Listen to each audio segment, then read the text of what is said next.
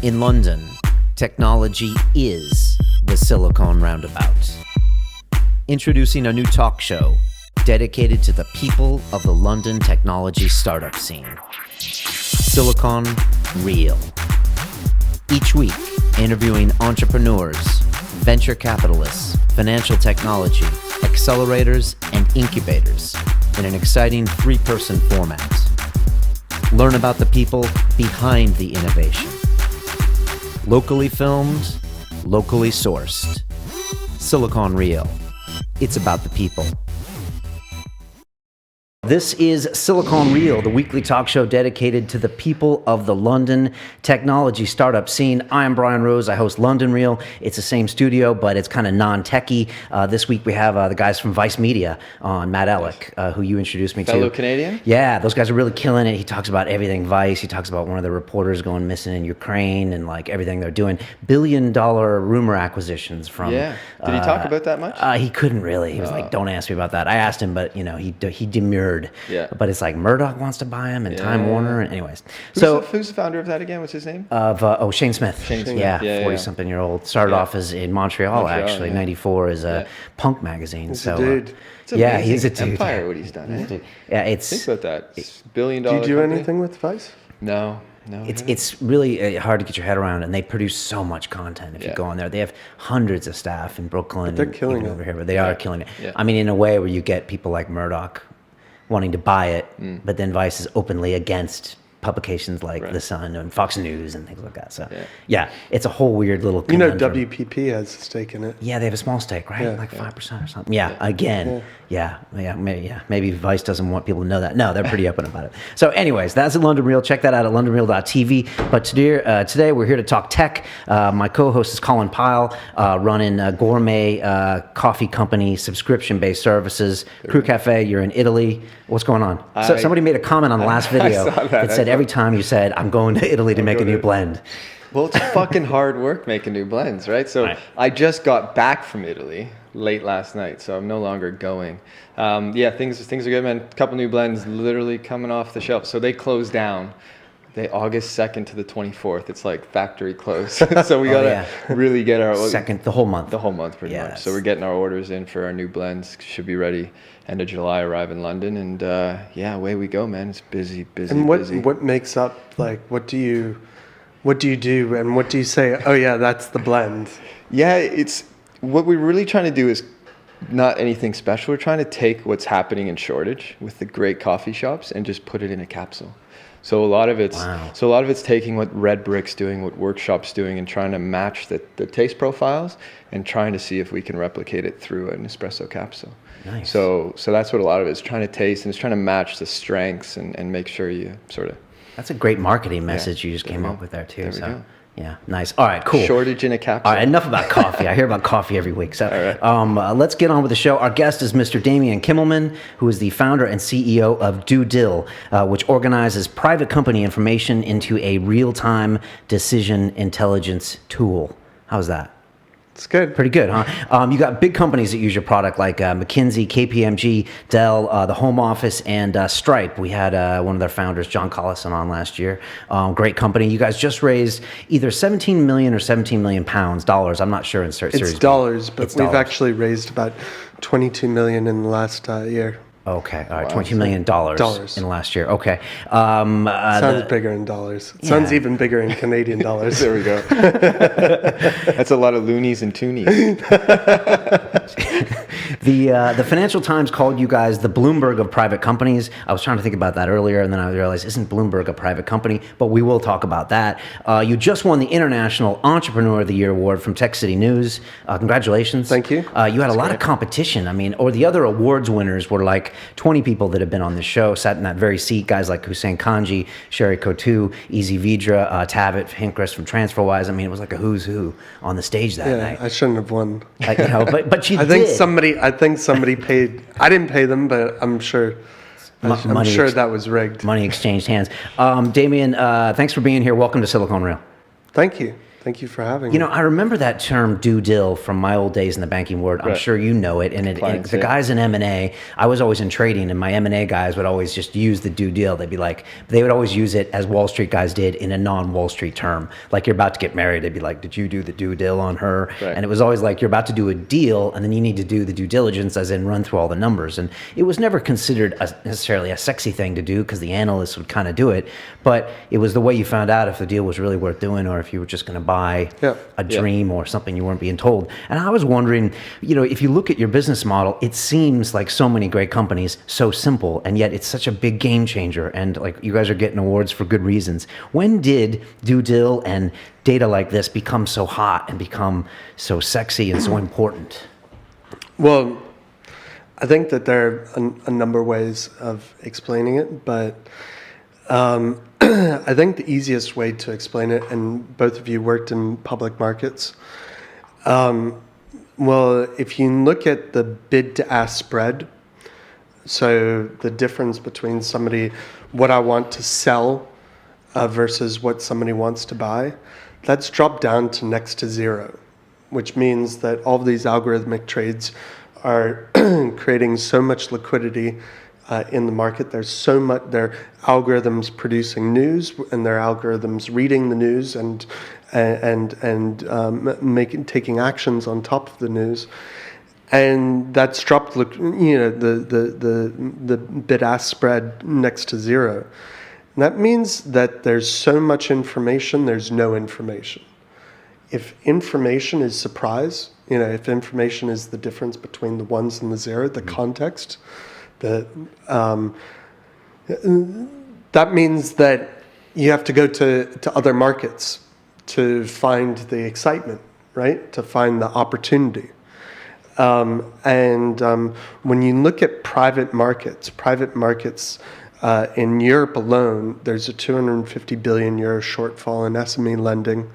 There's a 450 billion euro misallocation of finance to private companies. These are indicators that there's a huge amount of disorder in the information.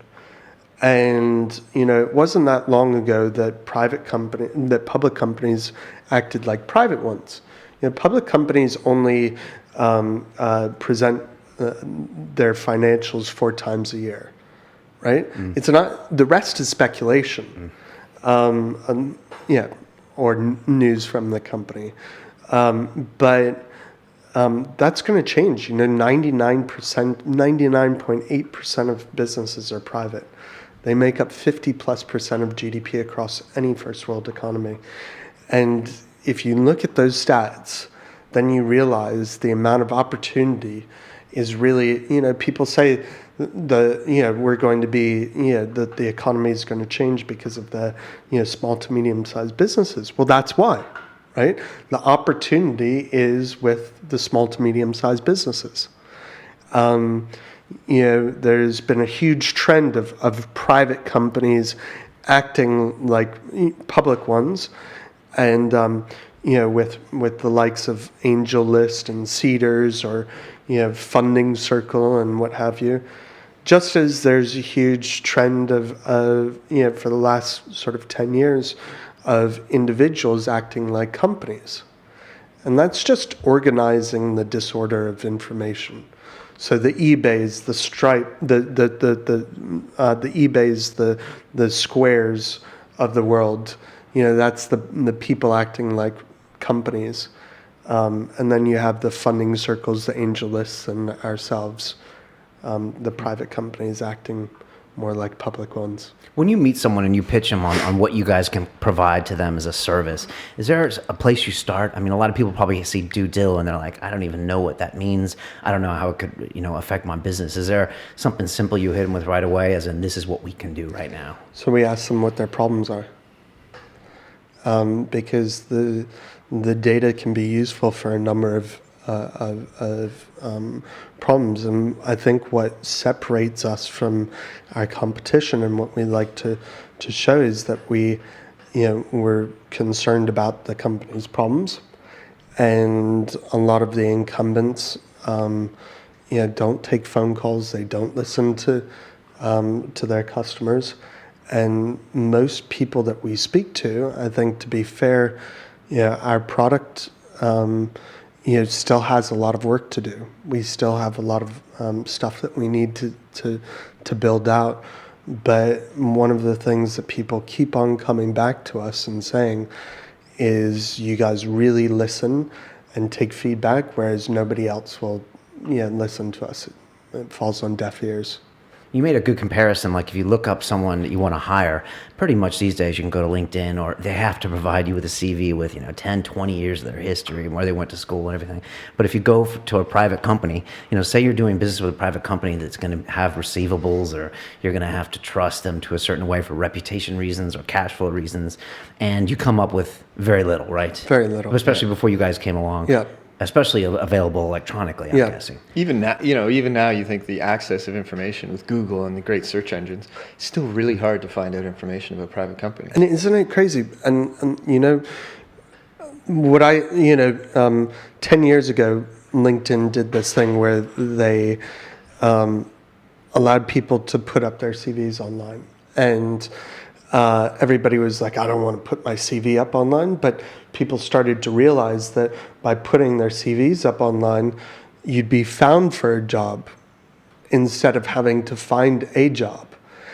And that flips the whole dynamic. And with companies, people have often conflated this notion of a private company means privacy. And that's wrong. Private means limited liability.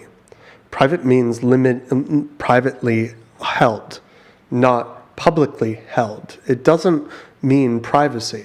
That's an incorrect conflation. Limited liability is probably the biggest wealth creation invention of all time. Right. It's created Silicon Valley. It's created, the ships that went to sail the seas to the Spice Islands, and it's this concession by society for the common good. It says you can screw up, you can fuck up, and we're not going to put you in jail, and that's amazing, right? That means people can take audacious risks. They can, put all this, information up online and give it away for free, and the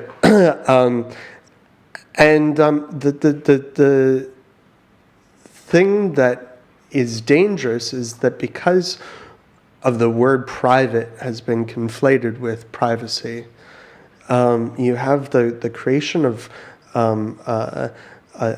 anonymously owned companies that can intimidate competitors, can manipulate tenders, and when the going gets tough, completely disappear. And that's really harmful to society. And this is a concession given by society for the common good. And I'm not saying that companies need to open up all of their information. That's wrong. But understanding who owns a company and and who that is very, very important. Do you look at yourself as more of an information company than, say, a fintech company? We look at ourselves as a technology company. You do? Okay. Yeah. Because you're just providing information out there. The fact that it's financial information is... So, the way we're a predominantly technology-based company. The reason why I don't think that we're a business information company is because, we come from a tech background. We're trying to fix a problem in the market with technology, not, the other way around. I think, being an information provider is really missing out on the opportunity. Data isn't as valuable as information. And to create information from data, you have to create context, the ones and the zeros, right?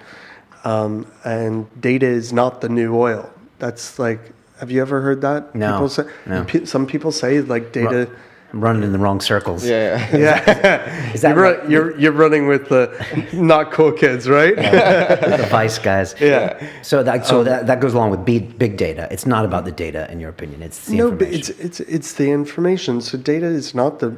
So some people say data is the new oil. I don't know any commodity that grows exponentially every single day, right? I don't. Yeah. So just on that level, it's just incorrect. It would have no value anymore, a commodity like that. Yeah, and when everything that consumes electricity at some point will be connected to the internet and will be a data provider, you have a huge amount of data. You have data glut. And what happens is you really need to look for the information and the insight from the data. And the way that you get that is through context, through collaboration, so speculation, and through analytical algorithms. The biggest value in data is insights that lead to actions, and the actions that are attributable back to the data. Can you give us an example of some data that you guys might get a hold of, and then the information you would provide a client? Certainly. So, and I want to caveat this by saying the last 3.5 years, what we've been working on is building the infrastructure so that you can process huge amounts of data, and that you can model it in really exciting ways. So we've been building the infrastructure to do the kinds of things that you want to do. But the kinds of things that customers can do right now is they can find all of the companies in Northwest London that have a debt-to-equity ratio of X that are in whatever industry you want. Conversely, you can find one of our clients has a really interesting company, Zipcar. I used them last weekend. Yeah, impressed. They look for new businesses that start up 800 meters away from a particular sort of parking spot. There are a huge number, everything from and NGOs and nonprofits looking to look at their donor list and reconcile it against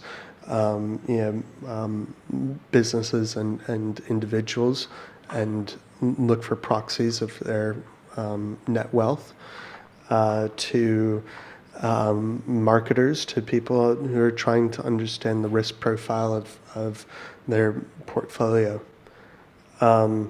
It's a really, really broad range of use cases, and that's why we always we ask for what's the problem, because financial data has so many opportunities to help with that. Yeah, I was thinking like credit scores, and that's like iteration 1, right? And then there's like so many. I wasn't even thinking that you could, search by company geograph, money raised, this kind of thing. I'm already thinking how I can use it for this business. Yeah, I'm thinking sponsors. There we go. I'm sure you're thinking coffee, right? Well, and are you guys just in the UK? UK and Ireland and 20 other countries through our API. 20 other countries, because as a small business owner, just for an example that I'm going through right now is, I'm looking to buy about 1,000 machines, and I'm dealing with an importer from Portugal and a factory in China. And it's like, when or how far away do you think we are from making kind of some of this information global, and allowing small businesses like me to make more informed decisions? Certainly in the next 5 years. Yeah. There's so many data sets that are so exciting. So imports and exports, you get that globally, and you understand. So, and what's interesting about imports and exports is that you have a proxy for exposure to a currency. So it's not only useful for finding importers and exporters, it's also useful for FX, which is your background, right? there's so many. That's the thing about data. There's something might not be useful to one type of user, but it can be useful to another, and it can be really, really useful to another.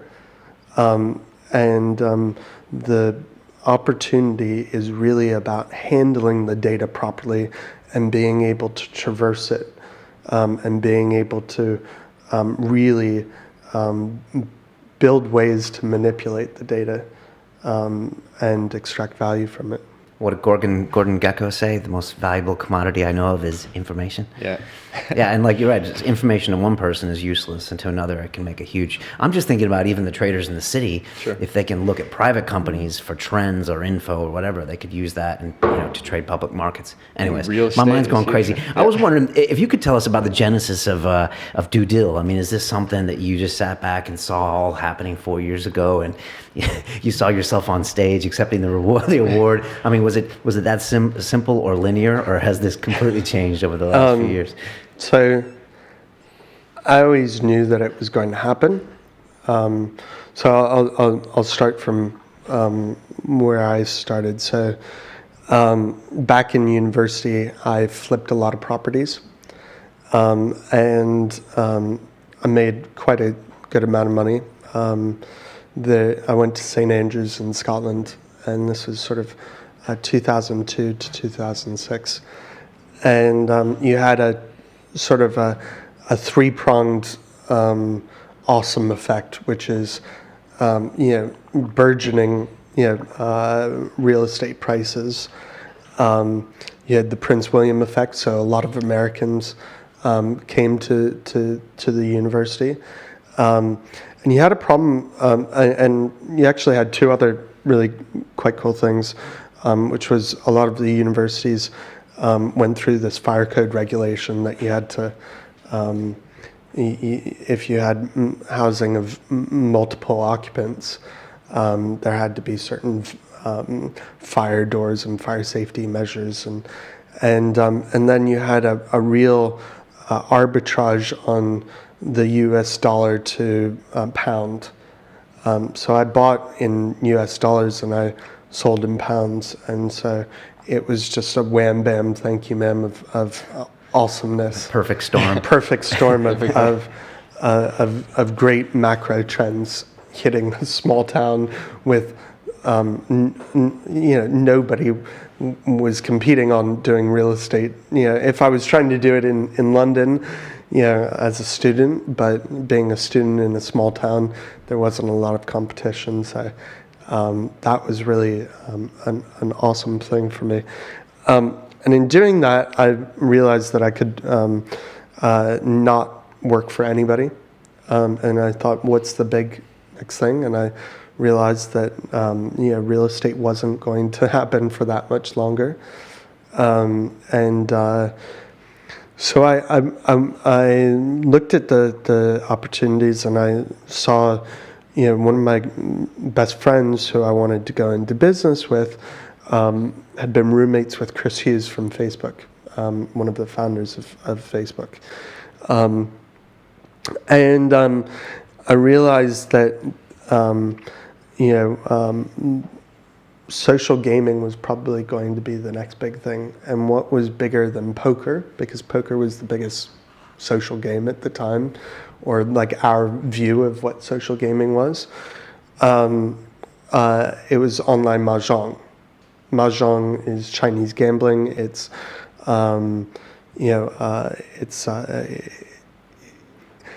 it's a game that's totally offline. But we thought that we could port it online.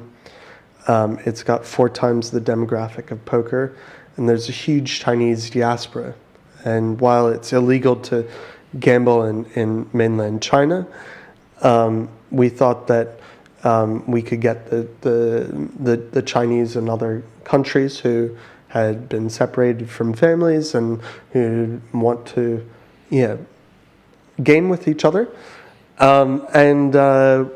So we decided to build it, and we had we didn't know this. We didn't know how to do front end development. I wasn't a front end engineer, and so we met this guy, and he was pretty cool. He had built some pretty beautiful sites, and so we got him to come on board. One thing led to another, and we realized that we would, really be in trouble if we launched this. We went to Vegas for 10 days, which was trouble in itself. But we realized that either we'd be shut down or something bad would happen to us. Okay. From the gambling industry somewhere. Yeah, from China. From China, okay. And so we said, my friend Rob said that he wanted to finish his PhD. I didn't really know what I wanted to do, so I said to this guy who ran the front end agency, I said, listen, why don't we set up a company together? I will put whatever you put, I will match whatever you put into the business. He put in £60,000 into the company from a Barclays loan, and it was based off of his current assets, so his house and things like that, and his management accounts. And 6 months went by, and things just got more and more dubious. And I asked my accountant, can you look at these accounts? Can you see what's going on? And he said, they're totally cooked.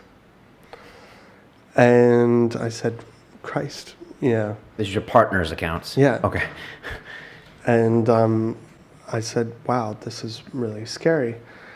This is a real problem. This is a problem that an institution can't read these accounts. This is a problem that I can't read these accounts. And at university, I'd done an internship for 2 years doing risk assessment on CDSs, which you would probably know is completely hilarious, doing risk assessment on a market that's completely not transparent, and you can't. I traded credit default swaps for 9 years. Yeah, love those guys. Yeah. But and doing risk is a joke on that. Like,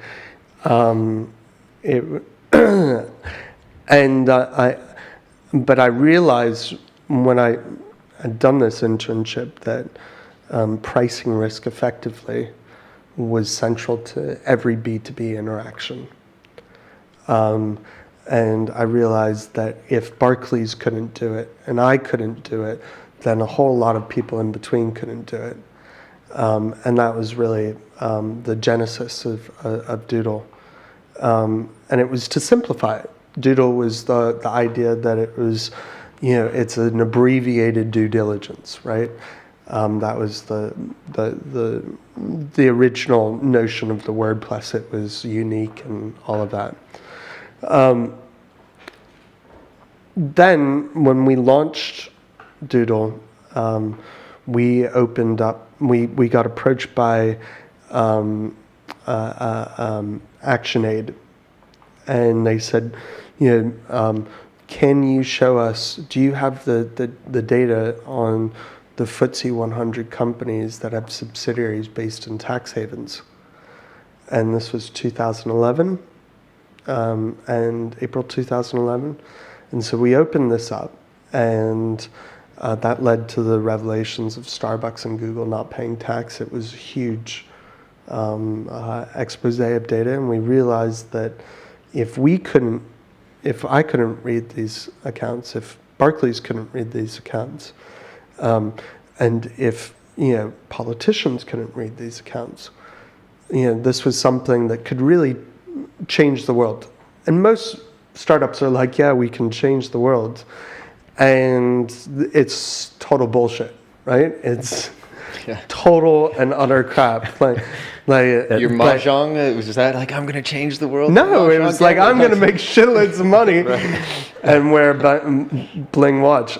Did you watch the show Silicon Valley? I keep going back to it. Did you watch it? Yeah. Okay. Well, there's one point where they're all pitching at the very end, and it's this pitch, and at the very end... I haven't seen it. Spoiler alert, spoiler alert. Sorry. But every company is making the world a better place. Right. So, Yeah. You were saying. Change the world. But this could really change the world. It could, presenting evidence instead of conjecture in politics could really change the world. And that was really exciting, but we realized that, to do the work on the tax haven stuff, it only took, 2 or 3 weeks worth of work. So you guys did the numbers on Starbucks and Google and so if you go, so we were really scared at the time, but if you search ActionAid DueDil, okay, you can see that all of the data is attributable back to us. So you guys, wow. And they wrote an article about how they found all of the data, but we were a real young startup, and we were like, FTSE 100 companies, these are hopefully going to be our clients. Right. Yeah. And so we weren't sure if we wanted to take real credit for it, but we just wanted to be acknowledged because we knew that it would be transformative. But we realized that if we really wanted to be transformative, we really had to build the infrastructure. And so most of our work has been on building infrastructure, on the stuff that you don't see. Very recently, we've started to productize and started to show some of the things that we can do with that infrastructure and realize some problems that we made with the infrastructure. It's not all like perfect story, like everything goes smoothly and, but I think that the most exciting stuff has yet to come. And this is really, it's really the tip of the iceberg. There's so much data. It's such a fallacy to say, that businesses won't share this data. I think you said before, there's a difference between opening up information and exposing it and sharing it. And there are different privacy concerns for different data sets, right? Some data you want to share, right? With a few, you share secrets, right? You don't share them publicly. And so I think a lot of people don't understand about DueDil is that we're not about exposing everything. We're about if there's data that's public, we'll make it easy to access, right? Because that's public data. If it's private, we will certainly abide by those rules, if not, trying to help users to make that private, because I think it's about choice. Some things are out of your choice, and that's what should be in the public domain. And when the public domain says this shouldn't be public anymore, then we should abide by those rules. And that's sort of my view on data, but businesses will share. And you're starting to see it. If users will share, if people will share what they had for breakfast, on Twitter, if people will share their CVs, and that was really personal before. Right. But it helps them. Are you seeing attitudes in business change to where people are like, wow, now I see that if I share information about my financials, I can get more clients that way? Yeah, totally. Look at AngelList or look at TradeShift, right? So TradeShift is invoices, and it's a network of invoices. And that's really cool, right? Yeah. We had Market Invoice on here, so like a similar model. Yeah. Yeah, I mean, that's fascinating how that can open up capital immediately. Yeah. Right. And then look at AngelList, where you share a huge amount of stuff, but you allow access to certain investors to see it. Right? That totally is transforming venture capital. And now it's really super scary for some VCs. because it's hurting their model. Sure, access to they kind of controlled the funnel and they had access to the information, and now it's. Let's talk about the U.S. because it's obviously always the big old elephant, and like everyone's business model sooner or later has to address what's happening there. Does it? I don't know, and then that's why I'm going to ask you this. I mean, we had Market Invoice on, and he's like, "Look, we got plenty to do here in the U.K. We got a huge receivable market. Our model's based on Company House, which I know your original one was. So yeah, how does the U.S. play in? Is it a completely different business over there as far as getting information? And do you care?" And I don't say that because I'm American. You're American too. I'm American. Our COO is American. There's a reason why we're in Europe. I'd love to be in America. I'd love, maybe it's a little vanity, but it's my home, and I'd love to have a business that's recognized in America. But to be honest, that's just ego. There is a huge opportunity in Europe. If you look at those figures again, there's a 250 billion euro shortfall in SME lending. There's a 450 billion euro misallocation of finance to private companies. There's something like 97 billion in unpaid trade credit, just in the UK. 97 billion, right? It would be a sucker, you'd be a sucker to just want to go into the US. It's for vanity's sake. Right. There's, it's not as simple as that because in order to really understand companies, you have to understand beneficial ownership. But a lot of companies are owned by American companies and to trace that beneficial ownership. But that's not the only way. I think it's the problem with the UK tech scene is that it doesn't have balls, right? It doesn't have the balls that Americans have, where they will put money down on God knows what and be like, this is going to change the world, right? Right. Is that called risk appetite? What is that? Yeah, it's risk appetite. Big balls. Big balls, but it's right. We've heard that before, cultural. though. We've definitely heard that before. So, and what's your point about that? Well, that's the reason why everybody thinks that they need to go to the U.S. Okay. Because that's where the balls are, or that's where the market is? Well, that's where the capital is, right, with the balls. That's where the balls are. Follow the balls. I didn't know that's what people were thinking when they're saying that. Is that the implicit thing there? I always thought people were thinking that's where the market was, and if you don't own that market, someone else will, and then they'll come over to the UK and swallow you up. Look, every single place has a huge market. You think the U.S. is the only one that's making money? There are going to be more billionaires in Europe than in the U.S. in the next. There was a thing. I didn't forget who, but by 2025, there are more billionaires in Europe than in the U.S. There's a market for, if there's a market for Spanx that's multi-billion, the pull-up women's underwear, there's a market for everything. And people often look at markets in the wrong way.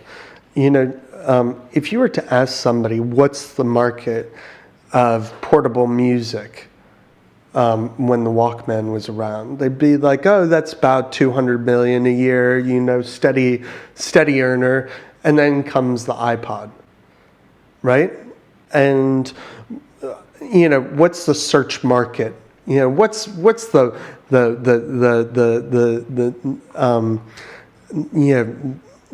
size of the search market pre-Google?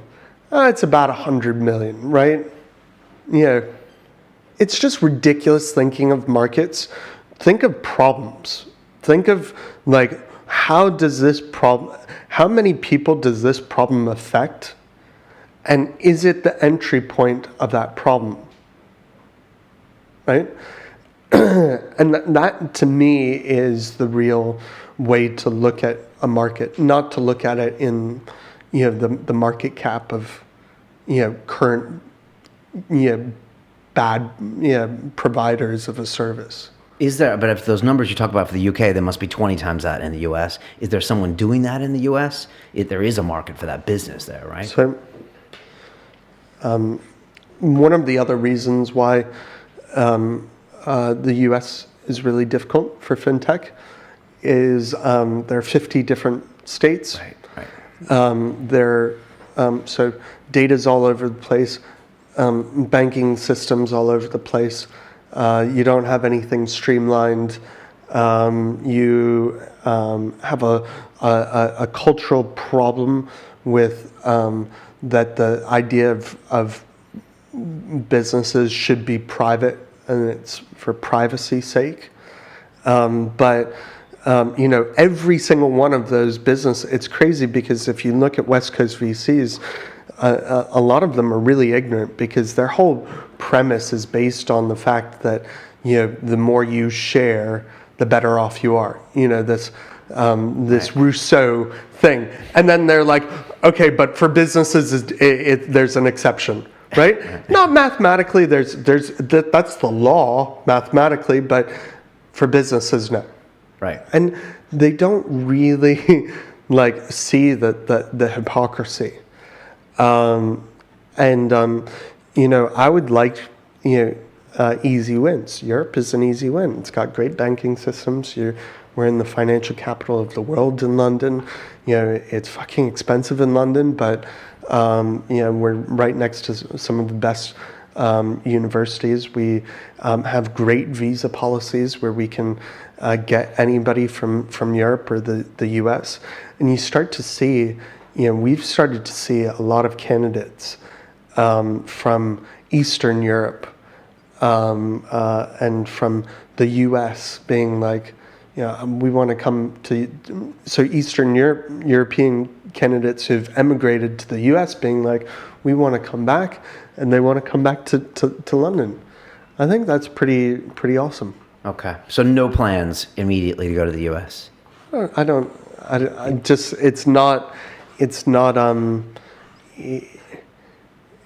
It's something that we're always reevaluating and something that we're always looking at, but there's a huge opportunity in Europe. I find that refreshing, man. Everyone always seems to be like no, but they can't get it. They want to get there now, So, but I think what you say, people they just see 350 million people, right? And that's it's a bigger market, so let's go over there. But I love, the way you look at it, and that market size is this moving target, and it's just because it's existent now today with the existing players is this size doesn't mean you can't find new markets and new opportunities and find the person that would never have a Walkman and now has an iPad every time they leave the house. So. The real big thing is literally the balls.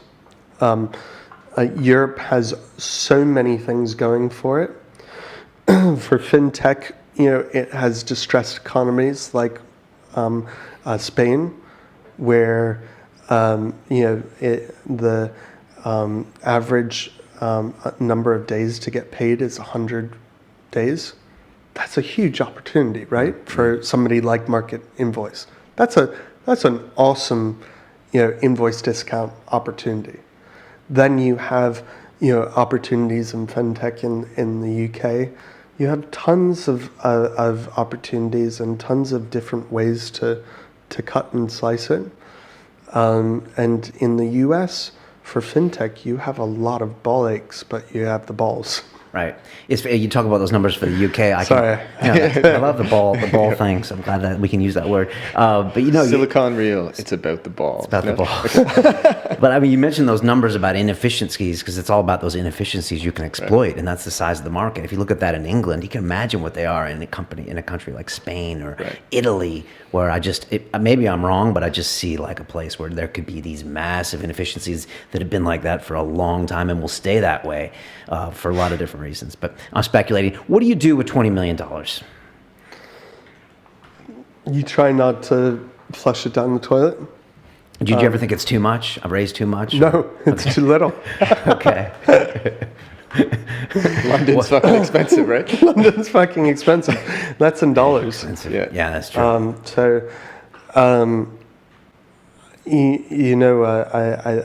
I do think that it's too little, but it's the right amount for right now. So it's not the be all and end all, but it's enough for us not to screw it up. Okay, well said. You seem like you have a really cool company culture. I mean, I saw some videos about your company, and it just seems like everybody wants to be there and work there. And obviously, you guys got lots of awards and stuff. How do you keep that culture? We pay them a lot. Yeah, I know. Whatever you're doing, right? How many employees do you have? What? How many employees? 37. Okay. What's the culture like that? Is that defined by you? Is that something you thought about it? A lot. You don't pay a lot. You got to pay for some awards for us, by the way. But so there's nothing behind that. It just happened organically. I think we try and do. This is going to sound hypocritical to some people that know me well, so I'm going to caveat it just by we try and do things in moderation. So in terms of salary, we try and give a fair wage, fair options, fair. We really try and be equitable. We have a culture that I think is very Buddhist in the sense that it's there aren't that many rules. The only rule is to use your head and to not do stupid shit. And that's more on like things that will be bad, right? You don't steal, those kind of rules, the fundamentals. What we try and do in the company is we try and hire people who are super proactive and who have a really great attention to detail, and give them the flexibility and reduce the barriers for them to be productive. And I see my job as not motivating, but reducing the things that impede motivation and allow them to be, because people are always self-motivated, right? Good people are. Yeah. Yeah. And but they hate bullshit. And so if you remove the bullshit and you don't allow bullshit to happen, and you have to be able to clamp down when bullshit happens, but if you reduce that and you've hired great people, then it's a fun place to work, because a fun place is not a place where you just get to dick around. A fun place is where you are really energized about what you're doing and you get to dick around, right? Right, and you get cool stuff done. Yeah. Right. And so you feel positive at the end of the day about doing the stuff that you really love. And that's what I try and do in the company. And sometimes I get it horribly wrong. But I think so far we've gotten it right. How important is it to have a face on a company? We know with Facebook it's Zuckerberg, and with Apple it was Jobs, and I'm putting you in good company. For DueDil it's definitely Damien, and you're out there, and the award went to you, and I know there's a great company behind you. But is it important for it to have a pretty outspoken person or a pretty high profile person these days? So, I think yes, but I don't think that that's my main job or goal. I think that my main goal is not to run out of money, and to hire the best people to, and retain the best people to achieve the goal of the company. I was reading an article actually just recently on that, about the number of CEOs that have Twitter and are like have a social presence. Right. And it's, if you take the top, I think it was the top 500 companies in the U.S. Public or private? Now we got to talk. Yeah, I think it was public, because Okay. they were talking about how Elon Musk has a really public profile and how he can tackle things instantly, right? So when the New York Times writes a shitty article that's bullshit about Tesla, he's on it that day, writing a blog and tweeting about it and quashing it instantly. Right. And so few CEOs actually have that public profile, and they were saying it's they did some data, and it was, hugely beneficial to have that public profile. So and the public trusts the company more as well, they were saying. So Totally. yeah. I think there's a reason why all of these satires are coming out about Silicon Valley and stuff, and it's because it's a thing now, and they're going to be even more, right? Yeah, it's just getting started, right? Yeah. And that's kind of validation that it's the next big thing. I don't see it as a sign of that it's peaking. I actually think that it's a validation that it's a thing, that it's actually stable. I don't know of any satires about bankers. Well, there were movies in the 80s and 90s, but Right. yeah, lately, no. No. Well, it's Wolf of Wall Street, which is about a guy in the 80s. In the 80s. Yeah. No, So, there's totally. an article So written about that recently, yeah. Was it? Yeah, about how these things used to be satirical and how it's Silicon Valley, and it's for a good reason, right? Right. Yeah. I didn't know that. That's awesome. I was Yeah. just, Yeah. I Making that observation. Yeah. Well, you talked about the lack of balls. We always comes up at the end of the show, whether we're talking about where does London stack with the rest of the world. Okay, we naturally look across the Atlantic a little bit, and maybe we should. Silicon Valley's been around for 50 years, 70 years if you go back to semiconductors. But what do we need to do different here? You said everyone's looking to the West for balls. I mean, do we need to find some here? Do we need to throw our capital around more here? I mean, you're here doing it.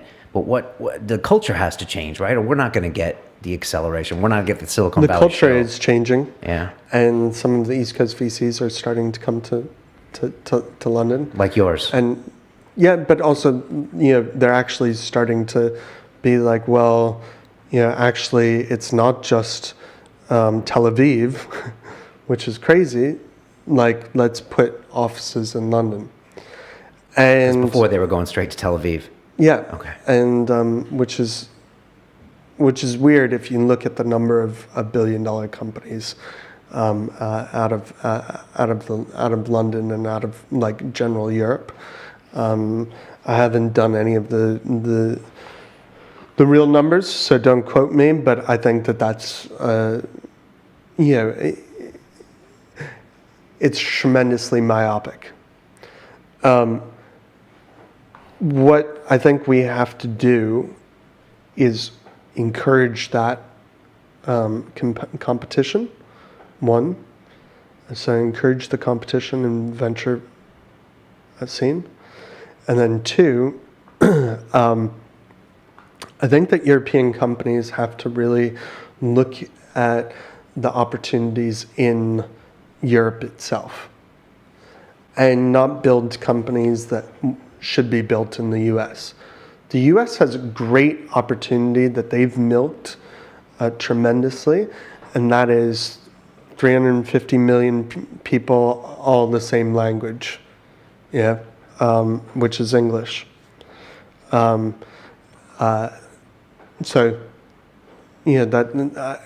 are all connected, right? Europe has a huge amount of opportunities. I think that fashion is an opportunity, actually. I think aeronautics is an opportunity in London.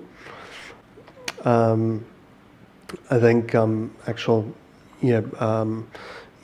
making things, but I think the biggest opportunity certainly is fintech, because it's the best test bed for fintech. You are in between the two largest powers being in GMT, in between China and the US, and that's just awesome.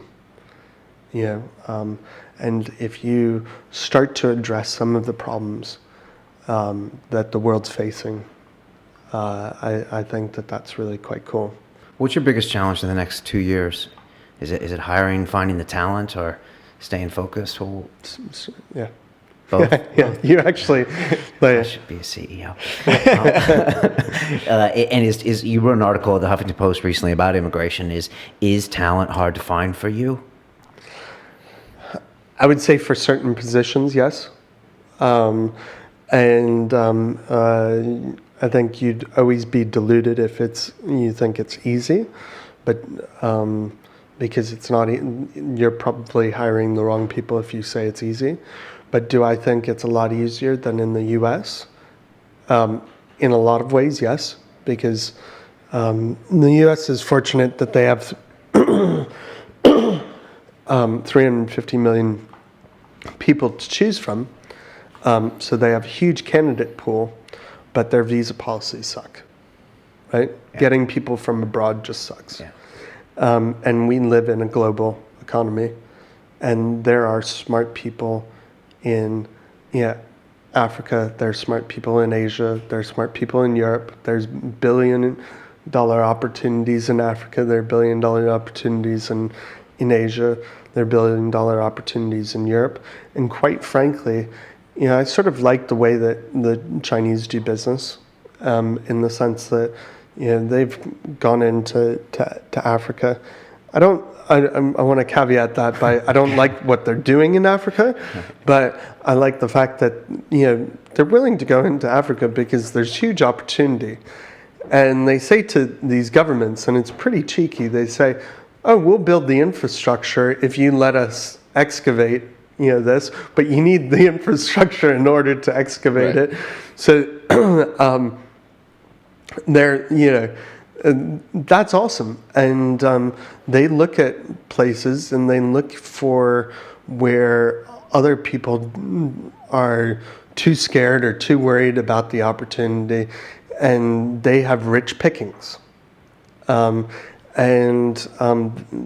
xenophobic sort of American idea that the U.S. is the only place where there's opportunity is totally short-sighted and frankly idiotic. I love it. I'm so glad you said that. We always finish up with a few questions. They might be a little personal, but I'm going to hit you with them. If you could make a phone call to the 20-year-old Damian Kimmelman and give that young man a bit of advice, what would you tell him to do? Not to go to university. Really? Yeah. Nothing practical. I loved there? university, right? And I loved. You made a lot of money in real estate. Yeah, at university. You met your co-founder that screwed you over. Yeah, and decided to start the business. But your life evolves in so many different. If I didn't go to university, I wouldn't have met my girlfriend now, and I wouldn't have been in Canada last week.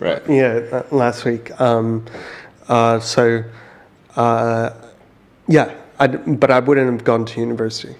No value there, really. Not worth the time. It's not that there's no value. It's that there's no value to what I want to do. Okay.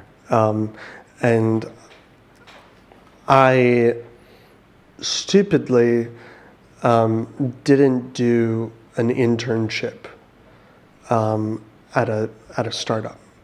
So a lot of the problems I've had to experience myself. And that could arguably be said, well, isn't that better because you've rewritten what you want?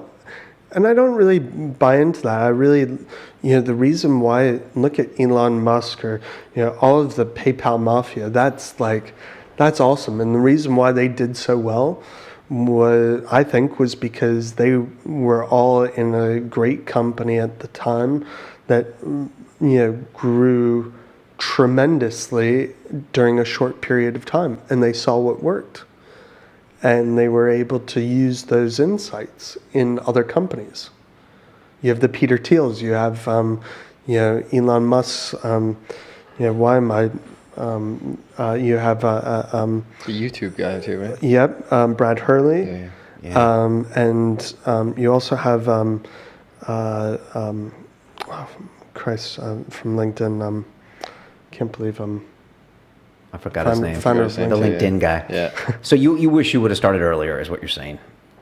Yes. Okay. So rather than perhaps go to university, spend 4 years working for startups and learning and learning that way. And now I would say for people that are thinking of going into university, either, look 10 years ahead and what do you see?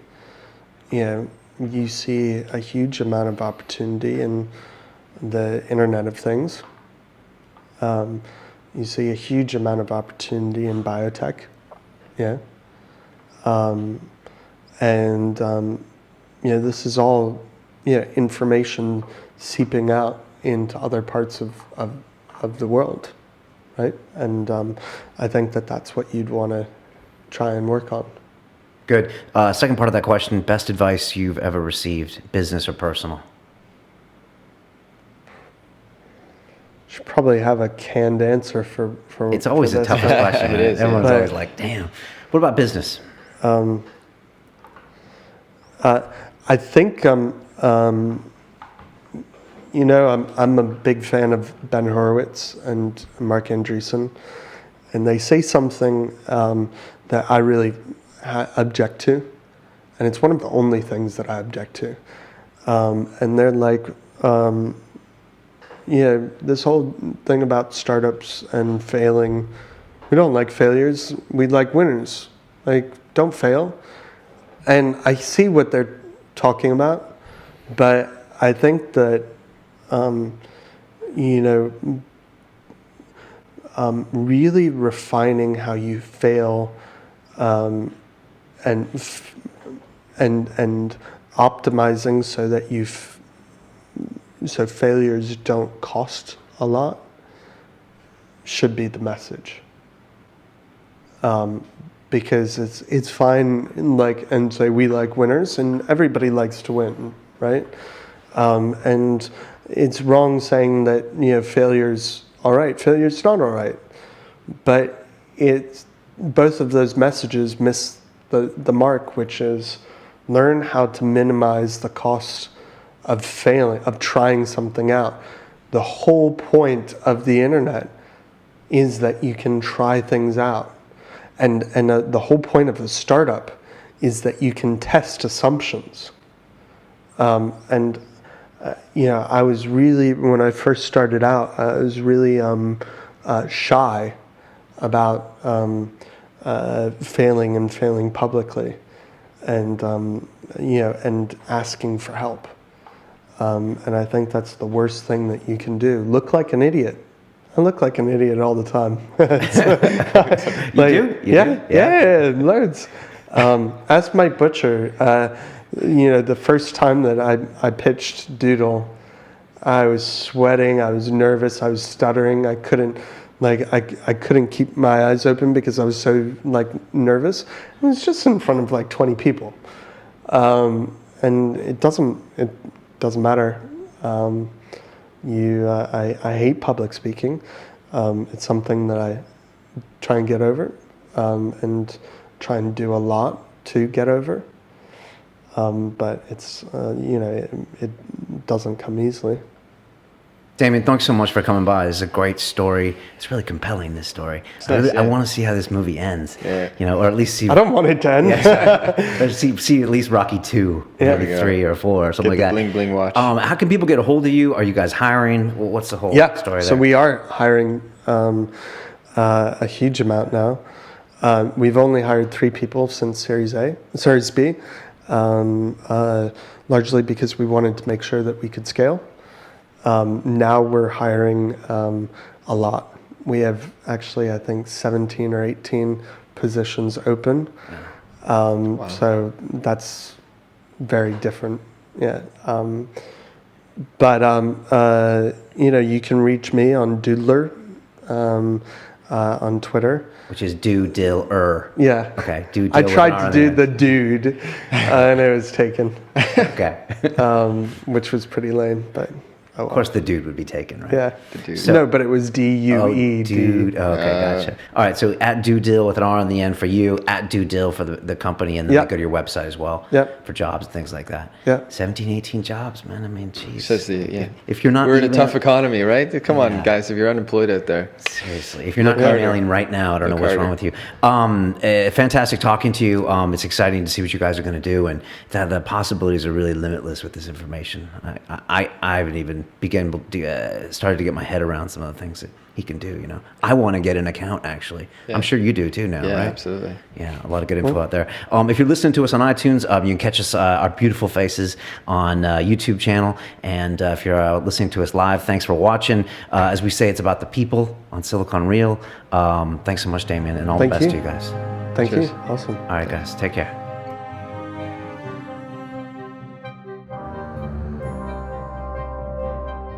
We're trying to help organizations kind of cut through the fog and get to the bits that matter to their business. There's a pattern of kind of language that people use when they're in a certain place, when they have a specific intent. You construct a query which takes those little segments of